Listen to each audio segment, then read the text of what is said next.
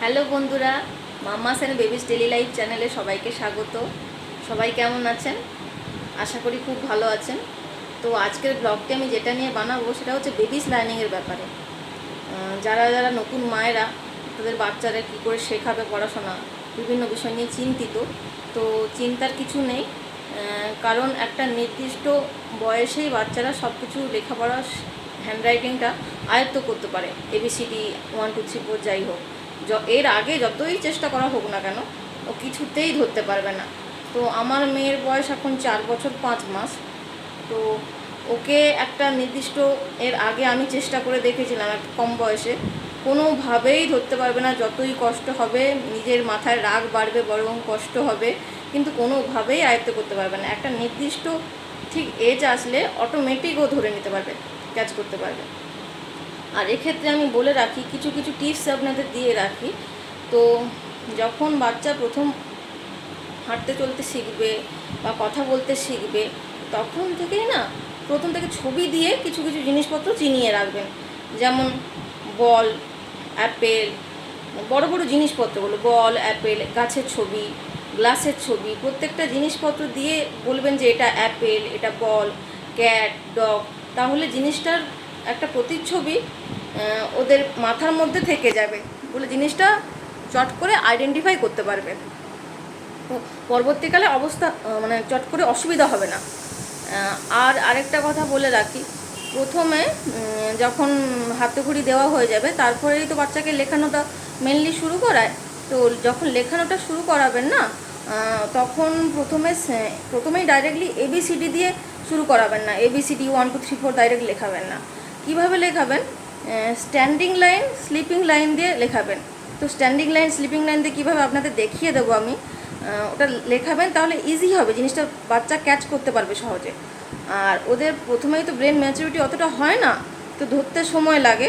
আর কিছু কিছু বাচ্চা ABCD লেখালে দেখবেন যে উল্টো লিখছে, যে বিটা উল্টো দিকে লিখছে, সিটা উল্টো দিকে ঘুরিয়ে দিচ্ছে। তো এইভাবে হয়, ওটা বাচ্চারা ভুল মিস্টেক করে থাকে, কিন্তু ওতে চিন্তার কিছু নেই, আস্তে আস্তে পরে ওটা ঠিক হয়ে যায়। তো স্ট্যান্ডিং লাইন, স্লিপিং লাইন দিয়ে লেখালে বাচ্চা অ্যালফাবেটগুলো ভালোভাবে এরপর শিখতে পারবে। প্রথমে হাতেখড়ি দেওয়ার পরে প্রথম 1 সপ্তাহ 10 দিন মতন আপনি ABCD বা 1 2 3 4 এরকম কিছু স্লেটে লিখে দেবেন। স্লেটে লিখে ওকে বলবেন যে খড়ি দিয়ে ওর মধ্যে যেভাবে লিখেছেন আপনি সেভাবে মই বলিয়ে যেতে। ওটা 1 সপ্তাহ 10 দিন মতন করলেন। করার পরে তারপরেই ওকে কিন্তু খাতা ধরিয়ে দেবেন, খাতা পেন্সিল ধরিয়ে দেবেন। তার কারণ আমি প্রথমে বলছি যে বলবেন যে খাতা ধরাতে বলছি ওইটুকু বাচ্চাকে, কেন বলছি, তার কারণ তাতে ও অভ্যস্ত হবে খাতা পেন্সিলের সঙ্গে। পেন্সিলটা প্রথমে দিলে কি হবে, পেন্সিলটা হাতে যেভাবে ধরছে, হাতের গ্রিপটা ঠিক হবে। যে আঙুল দিয়ে, ওদের তো ছোটো ছোটো আঙুল, ধরতে অসুবিধা হয়। কেউ পেন্সিলের একেবারে ডোগাতে ধরছে, কেউ ওপরে ধরছে, কেউ মিডিলে ধরছে, যার ফলে লেখাটা কি হচ্ছে, বড় হয়ে যাচ্ছে, ছোট হয়ে যাচ্ছে, তো খুব বিচ্ছিরি হয়ে যাচ্ছে। তো প্রথম থেকে পেন্সিলটা গ্রিপটা ঠিকঠাক ধরতে শিখলে তো হ্যান্ডরাইটিংটাও সেভাবে ভালোভাবে করতে শিখবে। আর যখন খাতাটা কোন খাতাতে লেখাবেন বলুন তো, 4টে লাইনে যেটা 4 লাইনের খাতা থাকে ইংলিশগুলো, সেই খাতাতে লেখাবেন। আর ম্যাথের ক্ষেত্রে বলবো যে বড় বড় বক্স দেওয়া খাতাতে চেষ্টা করবেন লেখাতে, তাতে লেখাগুলো সুন্দর হবে, হাতের হ্যান্ডরাইটিংগুলোও সুন্দর হবে। আর হচ্ছে বাচ্চাকে বলবেন যখন একটু বড় হবে যে ছবি দিয়ে প্রথম লেটারটা লিখতে বলবেন, যেন অ্যাপেলের A লিখতে বলবেন, বলের বলবেন যে B লিখতে, তাহলে চট করে চিনতে পারবে, আইডেন্টিফাই করতে পারবে। আমি আমার মেয়েকে লিখবে দেখিয়ে দেবো কীরকম করে, চলুন দেখাই আপনাদের। বাবা স্ট্যান্ডিং লাইনটা করো, হ্যাঁ, স্লিপিং লাইনটা করো, হ্যাঁ।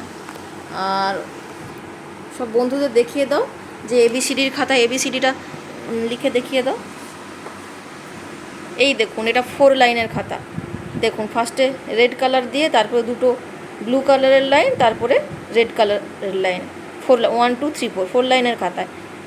এতে কি হয়, প্রথম থেকে যদি অভ্যাস করেন, শুধু ক্যাপিটাল করো, এতে কি হয়, লেখালে হ্যান্ডরাইটিংটা ভালো হবে। আর প্রথমে যদি মানে এমনি খোলা খাতায়, বক্স খাতায় ABCD হয়, তাহলে ছোট বড় অনেক কিছু হয়ে যাবে। আর এতে করলে মেজারমেন্টটা একেবারে ঠিক হবে। পরে যখন বাচ্চা হ্যান্ডরাইটিং শিখবে তখন লেখাগুলো একটুও ওপর নিচে বেরোবে না, সুন্দর মেজারমেন্টে হ্যান্ডরাইটিংটা খুব সুন্দর হবে।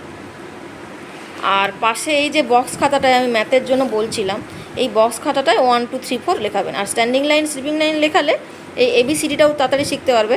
আর ইংরেজি ফার্স্টে শেখানোর চেষ্টা করবেন, বাংলা কিন্তু ফার্স্টে ধরাবেন না, কারণ বাংলা হরফ আমাদের খুব কঠিন, তো ওটা ক্যাচ করতে সময় লাগে। তো ইংলিশ আর ম্যাথটা তাড়াতাড়ি ইজিলি শিখে যায়। রাইমস মুখে মুখে ছড়া, রাইমস বলানো, ইংলিশ শেখানো, ম্যাথ শেখানো, 1 2 3 4 শেখানো, এগুলো আগেই করবেন। আর অন্যান্য কিছু যদি কোয়ারি থাকে, আপনাদের জানার থাকে, তো আমাদের কমেন্ট বক্সে আমাকে জানাবেন, তো তার উপর আমি ভিডিও আপনাদেরকে বানিয়ে দেখাবার চেষ্টা করব। আমি যতটুকু জানি আমার অভিজ্ঞতা থেকে আপনাদের বানিয়ে দেখাবো।